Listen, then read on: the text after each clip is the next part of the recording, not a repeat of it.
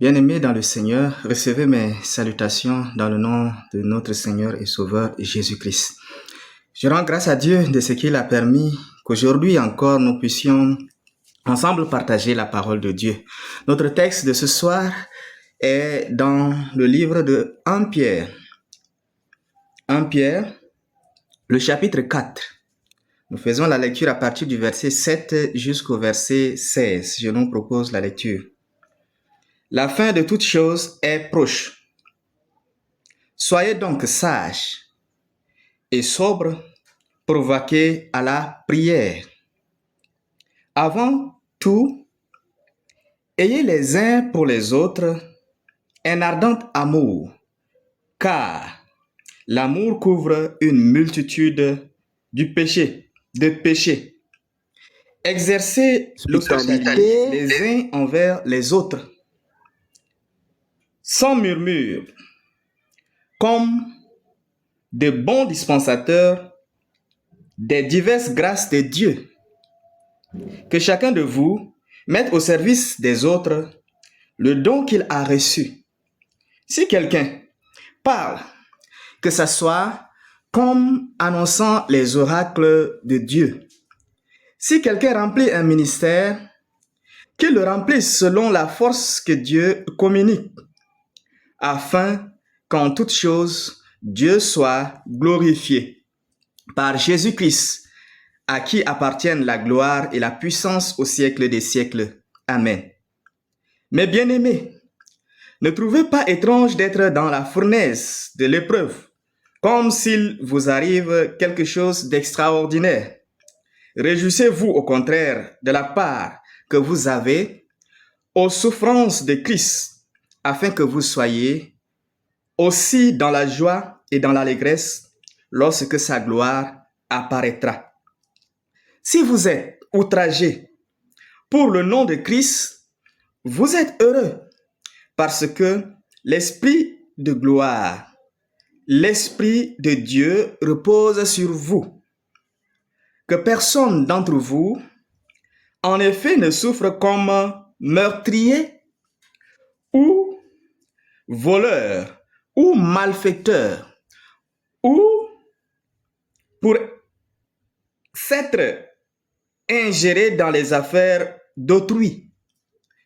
Mais si quelqu'un souffre comme chrétien, qu'il en n'ait point honte et que plutôt il glorifie Dieu à cause de ce nom. Que Dieu bénisse la lecture de sa parole. Dans ce texte que nous venons de lire, nous voulons ce soir dire, selon ce que le premier verset dit, la fin de toutes choses est proche.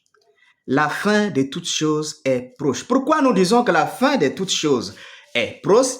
Qu'est-ce qui nous pousse à dire que la fin de toutes choses est proche? Alors, si nous voyons dans le livre de Matthieu, le chapitre 24, le verset 12, Matthieu, le chapitre 24, le verset 12, le Seigneur dit ceci.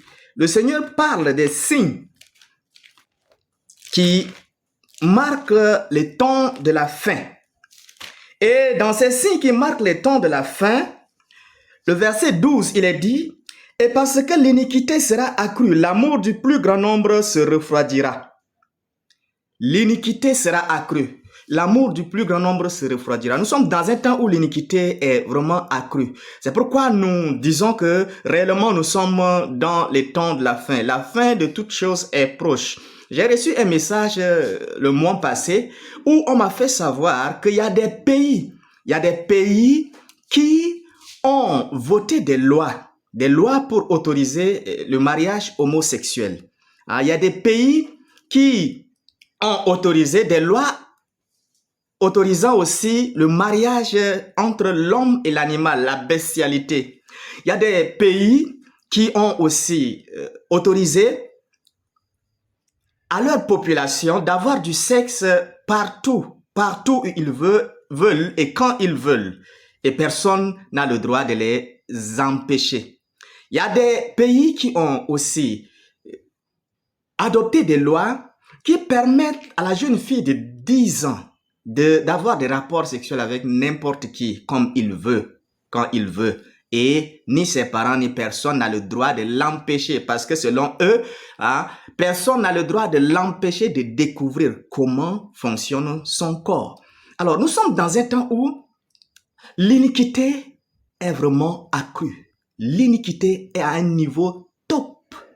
Alors, nous voulons dire que la fin de toutes choses est proche. Pourquoi? Parce que c'est le signe que le Seigneur a donné dans les signes de fin de temps. Alors, si l'iniquité est accrue, qu'est-ce que nous devons faire dans ce temps de la fin, surtout l'année 2023 que nous venons de commencer et les années qui viennent? Alors, ces choses vont s'augmenter et vous allez voir que les grandes puissances, les grands États vont exiger les autres États s'ils veulent avoir des aides, s'ils veulent avoir des soutiens, alors il faut qu'ils adoptent ces lois-là. Vous allez voir que cela va devenir la norme dans le monde entier, ce qui prouve que nous sommes réellement à la fin. Alors, qu'est-ce que nous devons faire? Dans ce texte que nous avons fait la lecture ici, il est dit, la fin de toutes choses est proche. La fin de toutes choses est proche. Soyez donc sages et sobres pour vaquer à la prière.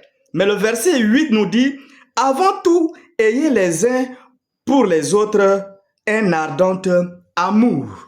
Avant tout, ce que nous devons faire, premièrement, avant toute chose, c'est d'avoir les uns pour les autres un amour ardent. L'amour de Dieu, l'amour qui vient de Dieu. Comme Paul l'a dit dans le livre de 1 Corinthiens, le chapitre 13, là, l'amour qui nous pousse vraiment à être patient, l'amour qui nous pousse vraiment à croire tout, l'amour qui nous pousse à supporter tout, l'amour qui nous pousse à ne pas nous réjouir de l'injustice, l'amour qui nous pousse à aimer les uns les autres, comme Christ l'a dit. À cela, l'on reconnaîtra que vous êtes mes disciples si vous vous aimez les uns les autres. Ainsi, l'amour de Dieu dont il est question ici, nous devons l'avoir dans ces temps de la fin. Puisque dans Matthieu, le chapitre 24, 12, là, il est dit, l'amour du plus grand nombre se refroidira. Ce qui prouve que dans les temps de la fin où nous sommes maintenant, la véritable amour, c'est-à-dire l'amour réel de Dieu n'est pas. On est tous hypocrites. On est tous des hypocrites. Nous aimons au bout des lèvres ici. Nos cœurs sont des monuments à des cimetières des autres, comme un frère l'a dit dans son message. Nous sommes dans un temps où il n'y a pas le véritable amour, mais que l'amour soit sans hypocrisie et servons réellement le Seigneur. C'est ce que nous devons faire premièrement, avant toute chose. Ensuite, lorsque nous continuons la lecture, il est dit, le verset 7 là, il est dit, soyez donc sages et sobres. Soyez donc sages et sobres. Si nous voyons bien, le Seigneur veut que dans les temps de la fin, que nous puissions être sages, que nous puissions regarder les choses avec l'œil de Dieu, savoir discerner, ne pas faire des choses comme le monde le fait, comme les autres le font. C'est ainsi que Paul, dans les livres d'Éphésiens, le chapitre 5, il va dire, Éphésiens le chapitre 5, le verset 15, il dit, prenez donc garde afin de vous conduire avec circonspection, non comme des insensés, mais comme des sages. Nous sommes à un temps où nous devons nous conduire comme des sages, avec sagesse. Le verset 16, il dit, rachetez le temps, car les jours sont mauvaises. C'est pourquoi ne soyez pas inconsidérés, mais comprenez quelle est la volonté de Dieu. Nous sommes à un temps où nous devons nous conduire avec sagesse. La sagesse dont il est question ici, c'est ce que dans le livre de Colossiens, le chapitre 4, le verset 5 et le verset 16, il nous est dit, conduisez-vous avec sagesse envers ceux du dehors et rachetez le temps. Nous sommes dans un temps de la fin et nous devons racheter le temps en nous conduisant avec sagesse, en nous conduisant avec sagesse et en nous conduisant avec sagesse. Il est dit que votre parole soit toujours accompagnée de grâce assaisonnée de sel, afin que vous sachiez comment il faut répondre à chacun. Se conduire avec sagesse, comme Jacques l'a dit aussi dans le livre de Jacques, il est dit Si nous voyons bien dans le livre de Jacques, allons-y rapidement dans le livre de Jacques, le chapitre 3, le verset 17. Qu'est-ce qui est dit ici? Jacques, le chapitre 3, le verset 17, on nous définit la sagesse qui vient de Dieu. Il est dit le verset 17 là. La sagesse d'en haut est premièrement pure, ensuite pacifique, modérée, conciliante, pleine de miséricorde et de bons fruits, exemple d'hypocrisie, exemple de duplicité et d'hypocrisie. La sagesse que Dieu veut que nous ayons dans le temps de la fin, c'est de nous conduire dans la pureté, de nous conduire avec pureté, que nous puissions vivre dans la pureté, que nous puissions nous conduire dans la paix, c'est-à-dire rechercher la paix comme le Seigneur le dit. D'autant plus que cela dépend de vous. Soyez en paix avec tous les hommes. Le Seigneur veut que dans le temps de la fin, malgré les tensions, malgré les situations difficiles, que nous puissions être capables d'être en paix avec les uns les autres. Il est dit conciliante, que nous soyons ceux-là qui cherchent toujours à se réconcilier avec les autres, ceux-là qui cherchent toujours à mettre les gens ensemble, ceux-là qui n'acceptent pas la division, la séparation, ceux-là qui n'acceptent pas une vie loin de Dieu, loin de la communauté de Dieu, une vie solitaire. Que nous puissions être ceux-là qui acceptent de nous joindre au peuple de Dieu. Nous puissions être ceux-là qui n'abandonnent pas leur assemblée, comme c'est le coutume, le coutume des uns, comme le livre de Hébreux nous le dit. Nous devons nous conduire avec sagesse ainsi. Et aussi, nous devons être sobres, comme notre texte le dit. Nous devons être modérés. Et ce que nous devons faire encore dans ces temps de la fin, alors nous voyons bien les versets 9. Il est dit exercer l'hospitalier les uns envers les autres, sans murmure. Nous devons exercer l'hospitalier les uns envers les autres, sans murmure, sans murmure. Nous sommes à un temps où les chrétiens sont des gens qui murmurent, des gens qui, lorsqu'ils s'assiedent d'eux, alors vous allez voir que ils sont en train de murmurer, de dire des choses contre un troisième. Lorsque deux chrétiens s'assiedent quelque part, alors ils sont en train de prendre le sujet d'un troisième chrétien, le sujet de quelqu'un. Nous devons arrêter ces choses, frères et sœurs. Nous devons en réalité nous accueillir les uns les autres, être hospitaliers sans murmure. Ce que nous devons faire encore dans ce temps de la fin, alors nous devons, comme le verset nous dit, nous devons mettre au service des uns les autres le don que nous avons reçu. Nous devons, dans ce temps de la fin, accélérer le service chrétien. Les chrétiens doivent être prêts à donner leur service, prêts à aider, prêts à venir en aide, prêts à partager ce que le Seigneur leur a donné, prêts à édifier, prêts à encourager, prêts à mettre au service des autres le don, le dépôt que Dieu a mis dans nos cœurs. Puisque nous sommes sel et lumière, et Dieu a mis des saveurs en nous, Dieu a mis la lumière en nous, nous devons utiliser ces saveurs, cette lumière pour éclairer les ténèbres dont nous sommes dedans, les ténèbres dont nous faisons face pendant le temps de la fin. Nous devons mettre au service des autres le don, le dépôt que le Seigneur a mis en nous. Et en le faisant, nous devons le faire comme le Seigneur le veut. Beaucoup de chrétiens servent le Seigneur, mais ils ne le servent pas comme le Seigneur le veut. Ils servent le Seigneur avec un cœur amer. Ils servent le Seigneur avec des haines. Ils servent le Seigneur tout en ayant des jalousies contre les autres. Ils servent le Seigneur tout en vivant la vie que le Seigneur rejette. Il est dit, le verset 11 là, si quelqu'un parle, que ça soit comme annonçant les oracles de Dieu. Si quelqu'un remplit un ministère, qu'il le remplisse selon la force que Dieu communique, afin qu'en toutes choses, Dieu soit glorifié par Jésus-Christ, à qui appartiennent la gloire et la puissance au siècle des siècles. Amen. Donc nous sommes dans un temps où nous devons en réalité servir le Seigneur de bon cœur, servir le Seigneur comme il le veut. Que notre cœur soit réellement la bonne terre pour faire germer la parole de Dieu, pour faire pour retirer des bonnes choses de ce cœur, pour donner aux autres pour la gloire de Dieu. Et dans ce temps de la fin, nous ne devons pas voir les circonstances difficiles que nous allons vivre, puisque c'est un temps où l'iniquité est accrue, c'est un temps où les mauvaises choses vont venir, c'est un temps où la persécution, c'est un temps où les gens n'aimeront pas la parole de Dieu, la bonne nouvelle. Les gens seront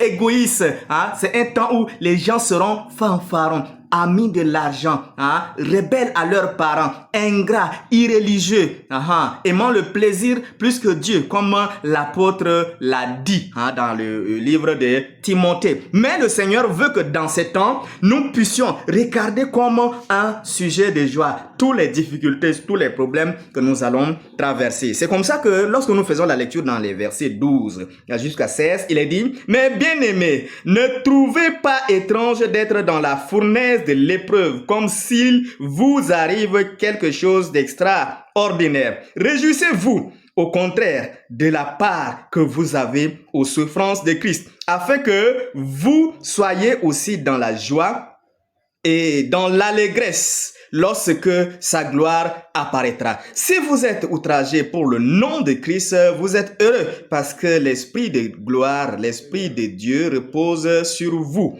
Alors, il est dit que personne ne souffre comme un meurtrier, que personne d'entre vous, en effet, ne souffre comme meurtrier ou voleur ou malfaiteur ou pour s'être ingéré dans les affaires d'autrui. Mais si quelqu'un souffre comme chrétien, qu'il n'en ait point honte, et que plutôt il glorifie Dieu à cause de son nom. Nous sommes dans un temps où les souffrances, les difficultés qui viendront sur nous, nous devons les regarder comme étant l'épreuve de notre foi, comme Jacques l'a dit dans le livre de Jacques, le chapitre 1. Il est dit, mes frères, regardez comme un sujet de joie toutes les épreuves auxquelles vous pouvez être exposés, sachant que l'épreuve de votre foi produit la patience. Mais il faut que la patience accomplisse son œuvre afin que vous soyez parfaits, accomplis en toute bonne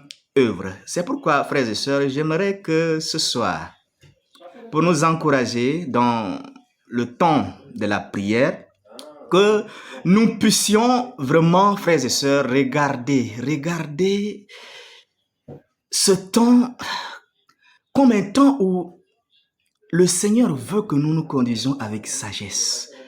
Un temps où le Seigneur veut que nous soyons sobres. Un temps où le Seigneur veut que nous puissions réellement nous aimer les uns les autres sans hypocrisie. Un temps où le Seigneur veut que nous mettions au service des autres, le dépôt qu'il a mis en nous. Un temps où nous devons redoubler d'efforts. Un temps où nous devons avoir du zèle pour le service de l'Éternel. Un temps où nous devons nous réjouir dans les souffrances, mais surtout ne pas souffrir pour avoir fait du mal, mais souffrir pour avoir fait du bien pour la gloire de Dieu. Que le Seigneur puisse nous aider dans ce temps vraiment à le glorifier. C'est le peu que le Seigneur veut qu'on se partage. Et pendant ce temps, nous allons nous incliner pour rendre grâce à Dieu. Nous allons nous incliner pour prier, pour demander la grâce de Dieu afin de nous aider à marcher selon sa volonté dans ce temps de la fin et surtout cette année 2023. Allons-y devant le Seigneur. Éternel, notre Père et notre Dieu, Seigneur, nous voulons te dire merci pour ce temps que tu nous as accordé dans ce groupe, Seigneur, d'écouter ta parole pendant ce moment où, Seigneur, d'autres n'ont pas cette grâce. Père, que tu nous aides dans ce temps de la fin, Père, à nous aimer les uns les autres sans hypocrisie, que tu nous aides dans ce temps de la fin à nous conduire avec sagesse, Seigneur, dans la pureté, dans la sainteté, Seigneur, en cherchant toujours la paix, en pardonnant les uns les autres, Seigneur, que tu nous aides, Père, à vivre la vie que tu veux qu'on vive pour ta gloire, que tu nous aides à mettre au service des autres le dépôt que tu as mis en chacun de nous, Père, que dans ce temps de la fin, Seigneur, les souffrances, les choses qui viendront sur nous et que nous allons les traverser, que tu nous aides, Père, à traverser dans ces choses, à traverser, Seigneur, dans la joie, Seigneur, et à compter sur toi, parce que, Seigneur, derrière ces épreuves, Seigneur, c'est la gloire qui nous est réservée. Que le Seigneur exauce notre prière et qu'il bénisse chacun de nous dans le nom de Jésus-Christ. Amen.